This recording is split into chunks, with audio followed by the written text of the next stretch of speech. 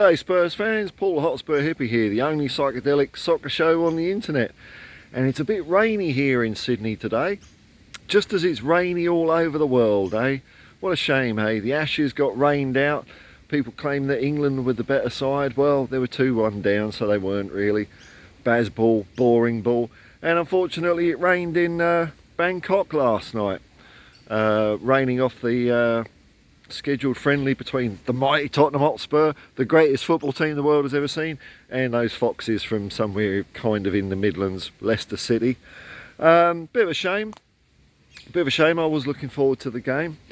I have noticed on Twitter that a lot of people have become amateur meteorologists all of a sudden and saying, oh, fancy Spurs scheduling a friendly in Bangkok in the rainy season, as if Bangkok closes down for 4 months a year. I don't think people understand what a rainy season or monsoon season actually is, but it don't mean you can't do nothing in the country for 4 months.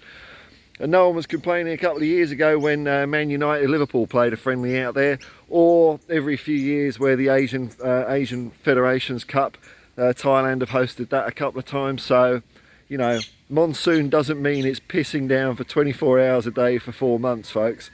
But, you know, not that I want to stick up for our beloved owners, but it was a bit of a long bow saying that they cocked this up.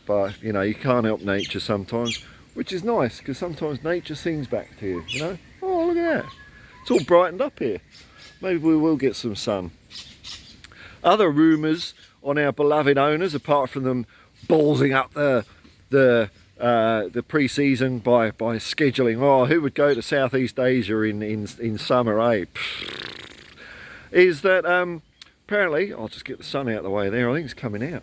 And this seemed to be started by some Fleet Street meathead hack at the Daily Telegraph, saying that, well, you know, according to my sources, it's understood, I understand it, that Joe Lewis has tapped Daniel Levy on the shoulder and said, here, if Harry Kane don't sign a contract, then you've got to flog him, mate. I mean, these journalists just make any old crap up. Joe Lewis doesn't even know that Tottenham Hotspur exists. He thinks Tottenham Hotspur is just that place where we do the boxing, innit? That's all he gives a shit about. He's just swanning around on his £100 million yacht. Blows my mind, man. £100 million on a boat, and you think he's worried about our football team? Nah, man, not a chance.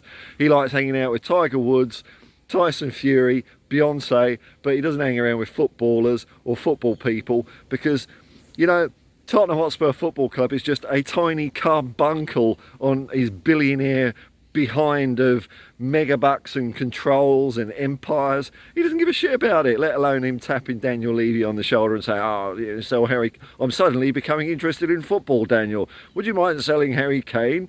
Absolute bonkers, tosh. Fleet Street meathead hacks are just making shit up as they always do, just to get the clicks, just to get the likes and subscribes. Speaking of which, a little segue, I'm nearly at 1,000, so thanks to everyone that's clicked like and subscribe on this dog and pony 90% channel.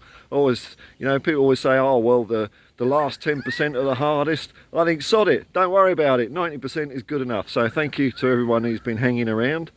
The other rumour that seems to be gaining traction with old Monsieur Kane is maybe PSG are interested in him as well. And also Man United are throwing their hat in the ring, according to this meathead from Fleet Street, saying that, you know, because we've got to flog him, the pressure's on, maybe that'll open up the door for Man United. I say this to you, Fleet Street, hands off Harry Kane, he's our bloody player. I know you don't want him playing for us because it doesn't make a nice headline when you've got one of the world's best footballers playing for a team you all bloody hate, but just back off a bit, back off. Go to the bar, have a beer, you do what you usually do. Make some shit, go and tap some people's phones, that's what you lot like doing. Leave Harry Kane alone. But it seems to be gaining a bit of traction, this rumour that maybe if PSG are interested, we can get a deal where we somehow, I don't know, swap Harry Kane and get cash or give cash. I don't know what the deal is. I haven't seen the fine print of this made up bullshit, but somehow Harry Kane goes one way across the channel and return, they're probably crossing, like, I don't know, near Jersey or something like that. Kylian Mbappe coming to Spurs, which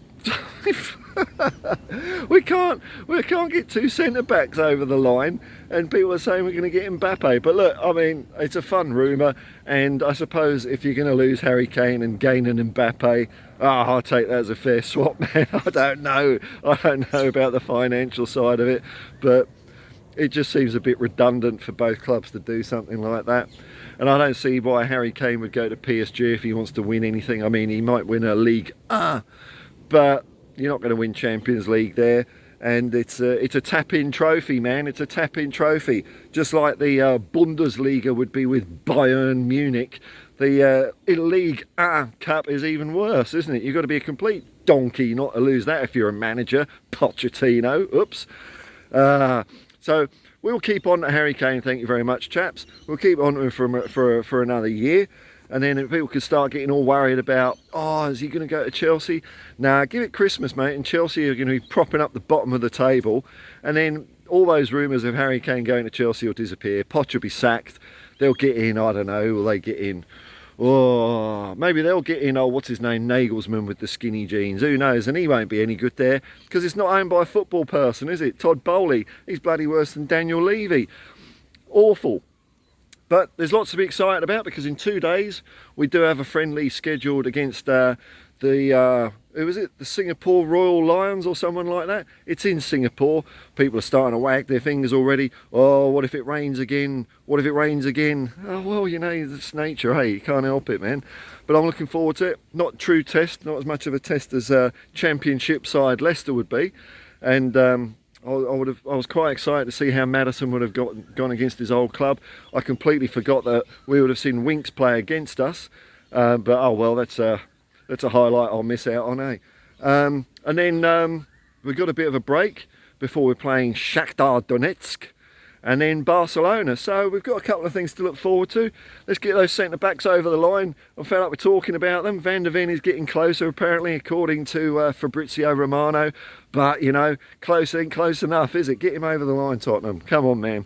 All right, well, I'm going to enjoy what's turning into a sunny day. Even though it was pissing down with rain earlier, there's rivers flowing now. I've moved away from the rivers because I thought the sound might make people want to go to the loo while they're watching me, and I don't want that association. But until next time, folks, peace and love to you all, and come on, you Spurs.